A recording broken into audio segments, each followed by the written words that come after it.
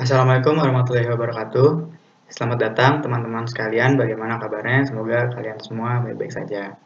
Pada pertemuan kali ini, kami dari kelompok ketiga akan membahas seputar integer programming menggunakan metode branch and bound. Nah, dari kelompok tiga ini beranggotakan Dandi Arianto, Nimas Putri Widianingrum, Ardan Rifki Dananto, yaitu saya sendiri, kemudian Muhammad Ariski, dan terakhir Arisa Hidayat.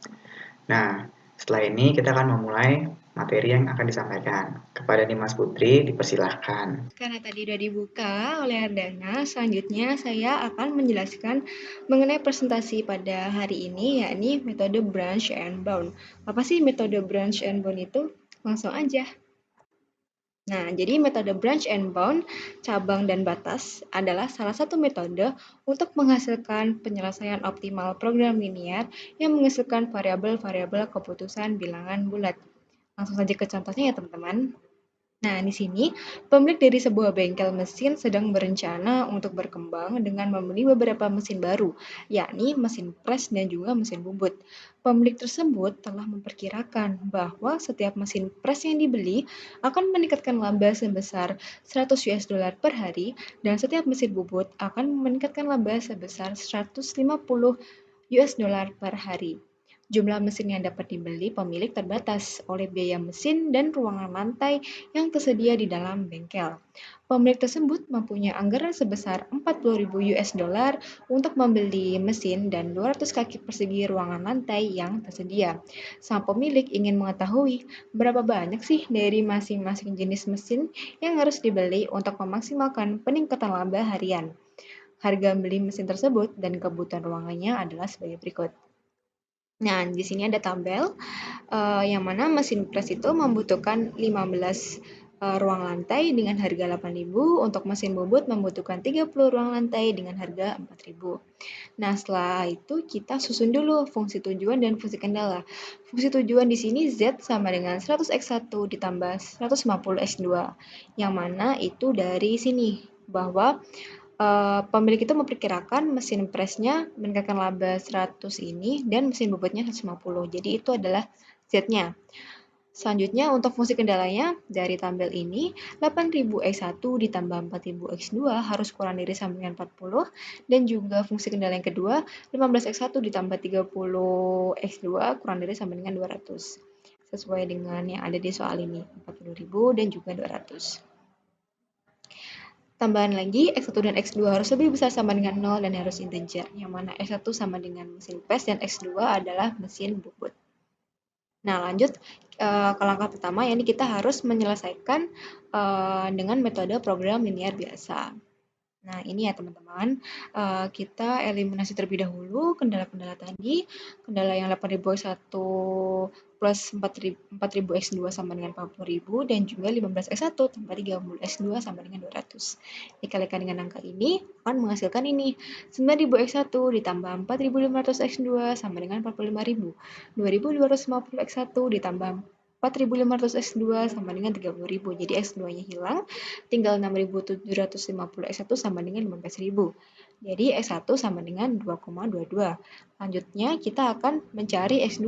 Dari 9.000 ini kita masukkan x1-nya. 9.000 dikali 2,22 ditambah 4.500 dikalikan x2 sama dengan 45.000. 19.980 ditambah 4.500 x2 sama dengan 45.000. 4.500 x2 sama dengan 45.000 dikurangi 19.980. Jadi hasilnya 25.020, yang mana X2 sama dengan 5,56. Lalu kita mencari Z-nya atau maksimalnya dari 100x1 tadi ditambah 150x2. Berarti X1-nya kita masukkan 2,22 ditambah X2-nya kita masukkan juga 5,56. Hasilnya sama dengan 1056. Nah, 1056 ini merupakan upper bound atau batas atasnya. Sedangkan lower bound-nya adalah 950. 950 itu dari mana? Dari batas akhir dari X1 dan X2. X1 2,22 berarti batas yang paling terendah 2, sedangkan X2 5,56 batas yang paling terendah sama dengan 5. Jadi kita masukkan lagi ke fungsi Z, yakni 100 X1-nya diganti dengan 2, sedangkan X2-nya diganti dengan 5 akan menghasilkan 950. Nah, di sini artinya UB 1056 dan LB 950 ini solusi optimal bagi soal tadi, yakni harus berada di rentan angka 950 sampai dengan 1056. Jangan kurang dari 950 dan jangan lebih dari 1056. Seperti itu. Nah, apabila ternyata nilai semua variabel keputusan tersebut merupakan bilangan bulat positif, non-negatif integer, maka penyelesaian optimal telah dicapai. Apabila tidak, maka proses iterasi dilanjutkan. Nah, kira-kira teman-teman, apakah ini perlu dilanjutkan atau tidak? Nah, yang pastinya dilanjutkan karena X1 dan X2-nya ini masih belum bilangan bulat. Nah, jadi akan dilanjutkan ke step-step berikutnya, langkah-langkah berikutnya tentang metode branch and bound. Nanti akan dicabangkan not 1, not 2, not 3, sampai ke seterusnya untuk menghasilkan dan mengetahui berapa sih solusi yang paling optimal dari pemecahan soal tadi. Selanjutnya akan dijelaskan oleh teman saya, Dendi Arianto. Oke, perkenalkan nama saya Dendi Arianto. Di sini saya akan melanjutkan materi yang telah disampaikan oleh teman saya yaitu Dimas. Oke, selanjutnya itu langkah ketiga, yaitu penyusunan submasalah atau phasing. Nah, apabila penyelesaian optimal belum tercapai, maka masalah tersebut dimodifikasikan ke dalam dua submasalah blessing dengan memasukkan kendala baru ke masing-masing submasalah tersebut. Nah, variabel kendala baru tersebut harus bersifat saling pengecualian atau mutually exclusive contrast sehingga memenuhi persyaratan penyelesaian integer. Nah, kemudian langkah keempat yaitu penentuan nilai batas atau bounding. Nah, hasil optimal yang diperoleh dengan metode program linear biasa atau non-integer merupakan nilai batas atas atau upper bound yang nanti kita simbolkan dengan huruf UB. Nah, bagi setiap masalah. Kemudian sedangkan hasil optimal dengan penyelesaian integer merupakan nilai batas bawah atau lower bound yang kita nanti simbolkan dengan huruf LB bagi masing-masing submasalah. Nah, kemudian apabila submasalah yang memiliki batasan atas yang lebih rendah dari batas bawah yang berlaku, maka submasalah tersebut tidak perlu dianalisis lagi. Nah, apabila dalam penyelesaian integer menghasilkan hasil yang sama atau lebih baik daripada nilai batas atas dari setiap masalah, maka penyelesaian optimal integer telah tercapai. Nah, apabila tidak, maka submasalah yang memiliki nilai batas atas yang terbaik dipilih selanjutnya menjadi submasalah baru. Proses iterasi ini kembali kepada langkah kedua sehingga demikian dan seterusnya. Gitu teman-teman. Nah, mungkin kita langsung ke soalnya aja ya. Yaitu lanjutan dari tadi, dimana tadi Nimas sudah menjelaskan bahwasanya untuk Z atau UB-nya itu sebesar 1056 yang didapat dari fungsi tujuan ini, teman-teman. Ya, kita tahu bahwasanya X1 itu 2,2, X2 sama dengan 5,5 itu menghasilkan upper bound yaitu 1055,56 atau kita sederhana atau kita bulatkan menjadi 1056. Kemudian LB lower bound yaitu 950 yaitu didapat dengan X1 sebesar 2 dan X2 sebesar 5 ini dimasukkan ke fungsi tujuan ini. Nah, ini node pertama ya teman-teman. Nah, selanjutnya node kedua, karena kita udah tahu di sini antara X1 2,22 dan X2-nya itu 5,56, maka diperlukan pencabangan pada X2-nya yaitu sebesar 5,56. Karena apa? Karena nilai ini terjauh dari nilai integer bulat down atau variabel yang mempunyai bagian pecahan terbesar, ya kan? Jadi 5,56 ini memiliki pecahan yang lebih besar yaitu 0,56 daripada 0,22 ini. Jadi yang kita perlu cabangkan yaitu di 5,56. Makanya di sini X2 nya itu 5 dan X2 nya itu 6, karena 5,56 ini diantara angka 5 dan angka 6 begitu. Nah, setelah itu kita ke node 2 ya teman-teman, dimana kita menggunakan fungsi kendala yang pertama, dimana kita ketahui X2 nya itu sebesar 5, jadi kita masukkan aja di kendala pertama, yaitu 8.000 X1 ditambah 4.000 X2 sama dengan 40.000. Kemudian 8.000 X1 ditambah 4.000 dikali 5, karena X2 nya tadi sudah diketahui 5, sama dengan 40.000. Maka 8.000 X1 sama dengan 20.000, sehingga X1 sama dengan 2,5. Nah, kemudian kita juga mencari, setelah X1 dan X2 nya sudah ditemukan, maka selanjutnya yaitu kita masukkan ke fungsi tujuannya, yaitu Z sama dengan 100 X1 ditambah 150 X2. Nah, kita masukin aja 100 dikali X1 nya tadi sudah ketemukan, yaitu 2,5 ditambah 150 X dikali 5, maaf. Kemudian hasilnya itu 250 ditambah 750. Nah, hasilnya yaitu 1000. Itu untuk node 2, yaitu dengan fungsi tujuan yaitu hasilnya 1000, sedangkan X1 2,5 dan X5 5. Nah, seperti ini ya teman-teman. Untuk batas atasnya itu 1000 dengan hasilnya tadi, dimana X1 sebesar 2,5 dan X2 sebesar 5. Kemudian untuk node 3 akan dilanjutkan oleh teman saya, yaitu Arisa. Ya, terima kasih atas waktunya. Sekarang kita akan mengerjakan node 3 ya teman-teman. Nah, di node 3 ini caranya sama seperti di node 2, tetapi di node 3 ini kita akan menggunakan kendala yang kedua untuk mencari X1-nya, karena X2-nya sudah diketahui yaitu sebesar 6. Nah, kendala yang kedua itu sebesar 15 X1 ditambah 30 X2 sama dengan 200.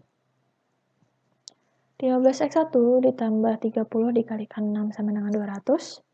15 X1 ditambah 180 sama dengan 200, sehingga menghasilkan X1-nya sebesar 1,33. Nah, setelah kita mengetahui X1 dan X2-nya, kita akan mencari upper bound dari node 3 dengan menggunakan fungsi Z, yaitu 100 X1 ditambah 150 X2. X1-nya sudah diketahui sebesar 1,33 dan X2-nya sudah diketahui sebesar 6, tinggal dimasukin aja ke dalam fungsi Z-nya. Jadi sebagai berikut. 100 dikalikan 1,33 ditambah 150 dikalikan 6, sehingga menghasilkan Z-nya itu sebesar 1033, atau upper bound dari node 3 itu sebesar 1033. Nah, kita akan ke langkah selanjutnya, yaitu mengerjakan node 4. Nah, bisa teman-teman lihat di PowerPoint, kenapa sih node 3 ini mempunyai cabang, yaitu node 4 dan node 5? Kenapa sih node 4 dan node 5 ini bercabang pada node 3? Yaitu karena di node 3 ini memiliki pecahan yang lebih besar dibandingkan pada node 2, yaitu sebesar 0,33. Maka cabang dibuat pada node 3. Nah, untuk mengerjakan node 4, caranya masih sama seperti node 3. Kita akan mencari X2-nya dengan kendala yang kedua. Karena X1-nya sudah diketahui dan X1-nya ditetapkan kurang dari 1 dan lebih dari 2, dikarenakan pecahan 0,33 berada pada angka tersebut. Sehingga untuk mencari X2 pada node 4 sebagai berikut. 15 X1 ditambah 30 X2 sama dengan 200. 15 dikalikan 1 ditambah 30 X2 sama dengan 200. 15 ditambah 30 X2 sama dengan 200, sehingga menghasilkan X2-nya itu sebesar 6,17. Nah, masih sama caranya seperti node 3. Selanjutnya kita akan mencari upper bound dari node 4-nya. Karena X1-nya sebesar 1 dan X2-nya sudah diketahui sebesar 6,17, maka sebagai berikut. 100 X1 ditambah 150 X2 sama dengan 100 dikalikan 1 ditambah 150 dikalikan 6,17. 100 ditambah 925,5 sama dengan 1025,5. Sehingga upper bound dari node 4 ini sebesar 1025,5. Nah, selanjutnya kita akan mengerjakan node 5. Masih sama caranya dengan node 3 dan node 4. Di node 5 ini kita masih menggunakan kendala yang kedua untuk mencari X2-nya. Jadi sebagai berikut. 15x1 ditambah 30x2 sama dengan 200, 15 dikalikan 2 ditambah 30x2 sama dengan 200, 30 ditambah 30x2 sama dengan 200, 30x2 sama 170 sehingga menghasilkan x2-nya sebesar 5,67. Nah, sudah diketahui x1-nya sebesar 2 dan x2-nya sebesar 5,67, kita akan mencari upper bound dari node 5 ini dengan menggunakan fungsi z, yaitu 100x1 ditambah 150x2. Nah, tinggal masukin aja x1-nya sebesar 2 dan x2-nya sebesar 5,67 ke dalam fungsi z-nya, yaitu 100 dikalikan 2 ditambah 150 dikalikan 5,67 sehingga menghasilkan upper bound dari node 5-nya ini sebesar 600,5. Nah, kenapa di situ tulisannya no visible? Karena kita sudah tetapkan pada sebelumnya lower bound-nya ini sebesar 950 sehingga 600,5 ini lebih kecil dibanding 950 sehingga itu tidak memenuhi syarat dan menjadikan itu no visible gitu. Nah, selanjutnya akan diteruskan oleh teman saya. Ya, kali ini saya akan melanjutkan presentasinya dari note 6. Oke. Jadi sekarang ini kita lihat ya. Caranya itu sama seperti sebelum-sebelumnya, yaitu kita masukkan fungsi kendala bagian keduanya, 15x1 ditambah 30x2 sama dengan 200. 15x1 ditambah 30, x2-nya telah diketahui 6, kita masukkan ke sini. Nah, jadi 15x1 ditambah 30 kali 6, 180 sama dengan 200. 15x1 sama dengan 20 dibagi 15, sama dengan x1-nya diketahui 1,33.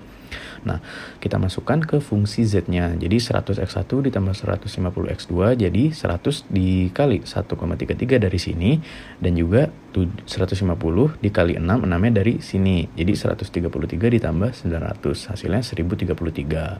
Oke. Tadi itu setelah dijelaskan kan, yang 5 itu invisible, kenapa? Karena dia itu di bawah dari lower bound-nya, kan? Oke, sekarang kita lanjut ke note 7 ya. Jadi note 7 itu caranya juga sama. Jadi kita cari dulu 15x1 ditambah 30x2 sama dengan 200, fungsi kendala bagian luas. 15x1 ditambah 30 dikali 7, kita dapat dari mana? Dari sini, sama dengan 200. Jadi 30 dikali 7, 210. Langsung x1 kita sama dengan 200 dikurangi 210, minus 10. X1 minus 10 dibagi 15, min 0,6 karena dia minus. Oke. Z-nya sama dengan 100x1 ditambah 150x2. Jadi 100 dikali min 0,6 ditambah 150 dikali 7. Kita dapat min 6 ditambah 150 sama dengan 144. Oke. Note 7 ini dia tidak visible. Kenapa? Karena x1-nya itu dia angkanya minus. Oke. Untuk mereview the branch and bound method sedikit aja ya. Jadi kita itu sebenarnya untuk mencapai suatu note yang optimal itu kita harus mencari note yang kalau di contoh ini kan dia optimalnya itu 1000. Kenapa? Karena dia upper bound-nya ini 1000, lower bound-nya 1000. Untuk mencari yang optimal itu kita harus mencari note-note di bawah ini nih. Kalau dihitung itu hasilnya dia harus bisa lebih besar daripada yang 1000 ini, atau lebih tepatnya lagi sama ya nilai note-nya yang di bawah tadi itu. Untuk yang contoh ini harusnya itu di sini 1000 kalau di buku, tapi setelah dihitung ternyata hasilnya beda ya. Tapi intinya itu adalah kita mencari nilai di mana kalau kita sudah dapat misalnya di contoh yang satu ini 1000, not yang upper bound-nya 1000, kita harus mencari not di bawah ini yang hasilnya itu sama dengan yang 1000 ini. Ya, sekian dari saya, silakan dilanjutkan oleh teman. Ya, terima kasih banyak Ariski atas penjelasannya. Nah, selanjutnya ini ada salah satu solusi dari zero to one integer model. Nah, di sini bisa dilihat ada soal untuk membangun sebuah fasilitas. Di sini ada swimming pool, tennis center, athletic field, gymnasium. Nah, di sini expected usage adalah harapan penggunaan per orang per harinya. Itu 300 untuk swimming pool, 90 untuk tennis center, 400 untuk athletic field, dan 150 untuk gimnasium. Sedangkan di sini juga ada biaya untuk pembangunan tiap fasilitasnya. Yang pertama, swimming pool itu sebesar 35.000, tennis center 10.000, athletic field 25.000, dan gimnasium 90.000. Sedangkan lahan yang dibutuhkan adalah untuk swimming pool 4, tennis center 2, athletic field 7, gimnasium 3. Nah, selanjutnya ini adalah langkah dalam penyelesaian model ini. Yang pertama itu kan kita penyelesaian optimal dengan metode program linear biasa. Jadi ini itu menggunakan program linear biasa yang sebelumnya pernah dibahas di pertemuan-pertemuan sebelumnya. Nah, di sini itu yang dicari adalah Z. Z-nya itu yang dicari itu adalah expected usage maksimum dari tiap-tiap fasilitas yang akan dibangun. Nah, di situ berarti 300x1 ditambah 90x2 ditambah 400x3 ditambah 150x4. Dari mana sih 390, 400, dan 150? Itu dari soal yang sudah tadi di tabel yang ada.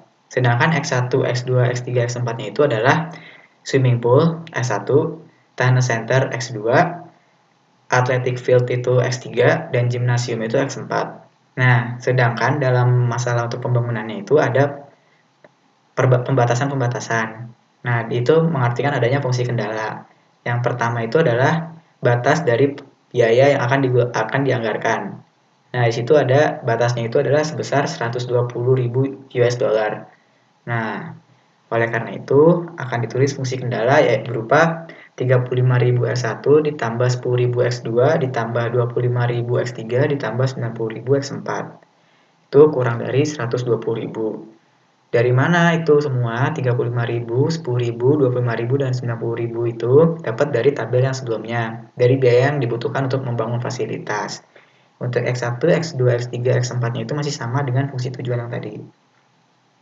Selanjutnya ada kendala lagi, yaitu lahan yang tersedia. Lahan yang tersedianya itu hanya sebesar 12, sehingga soal yang dibangun sehingga ada kendala yaitu 4x1 ditambah 2x2 ditambah 7x3 ditambah 3x4. Hal itu tercermin dari tabel yang ada tadi. X1, X2, X3, X4-nya itu tetap sama seperti yang sebelumnya. Sedangkan juga ada salah satu kendala lagi yaitu X1 ditambah X2 itu kurang dari 1. Nah, di sini itu berdasarkan dari jadi kalau misalnya kita udah bangun X1, itu berarti kita nggak perlu lagi bangun X2. Itu di soal seperti itu. Nah, selanjutnya ada X1, X2, X3, X4 sama dengan 0 atau 1. Nah, dari fungsi kendala dan fungsi tujuan tersebut, kita akhirnya bisa lihat nih di slide selanjutnya. Ini dia. Nah, jadi ini dari yang tadi itu, muncullah ada 16 solusi. Bisa dilihat, di situ ada yang invisibility dan visibility. Kita ngebahas yang invisibility dulu ya. Jadi kenapa di solusi yang ke-6 ini dianggapnya invisibility? Karena dia itu memutuskan untuk membangun X1 dan membangun X2. Nah, itu kan berarti dia udah melanggar salah satu dari fungsi kendala tadi, yaitu yang X1 tambah X2 itu harus kurang dari 1. Jadi makanya dia dianggap invisibility atau tidak layak. Selanjutnya, pada solusi ke-8. Solusi ke-8 itu dia memutuskan untuk membangun X1 dan X4. Oke, berarti itu dia ngebangun swimming pool sama gimnasium. Kita lihat di kendalanya. Ternyata di kendalanya itu dia nabrak kendala dari biaya pembangunan. Biaya pembangunan swimming pool itu sebesar 35.000. Sedangkan gimnasium itu 90.000. Kalau dijumlahkan, itu sudah melebihi dari 120.000. Makanya dia dianggap tidak layak. Selanjutnya kita lanjut ke solusi ke-12. Solusi 12, 14, dan 16. Itu semua dianggap tidak layak. Dasarnya sama kayak di solusi ke-6. Kenapa? Karena dia itu sudah melanggar dari X1 ditambah X2 kurang dari 1. Jadi dia udah ngebangun 2, X1 dan X2 itu berarti udah nggak bisa. Makanya dianggap invisibility. Kita nggak perlu ngecek lagi kendala lainnya. Kendala 1 itu aja dulu. Terus 13 dan 15 itu dianggap tidak invisibility karena dia akhirnya memutuskan untuk membangun X1, X3, dan X4. Oke, kita cek. Pertama itu dia ngebangun swimming pool, athletic field, sama gimnasium.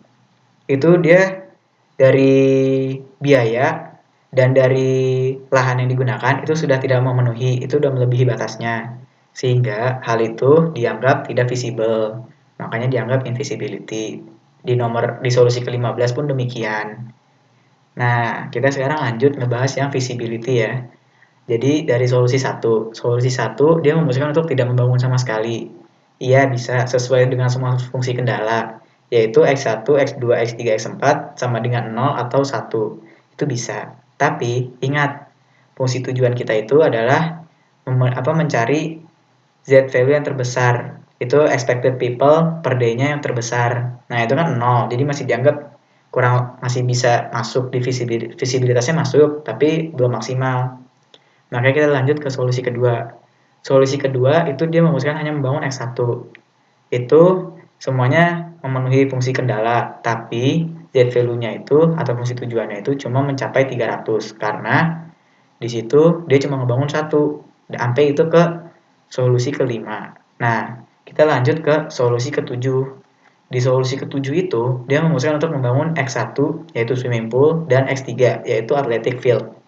Di situ dianggap memenuhi semua fungsi kendala. Kalau dicek emang benar itu memenuhi semua fungsi kendala. Nah, dari total expected people per day-nya itu yaitu sebesar tadi itu 400 sama 300. Itu sudah memenuhi. Jadi makanya dia itu dijumlahkan sehingga dia akhirnya berjumlah 700. Selanjutnya itu di solusi ke-9, 10, 11 itu hal yang sama, itu dijumlahin juga dari expected person-nya di tabel yang sebelumnya, dari tabel sebelumnya. Itu hasilnya tidak melebihi dari yang 700 itu. Oleh karena itu, akhirnya yang dipilih itu solusi ke-7. Nah, oleh karena itu, sekian presentasi dari kelompok kami. Apabila ada pertanyaan, silakan ditanyakan. Terima kasih atas perhatiannya. Wassalamualaikum warahmatullahi wabarakatuh.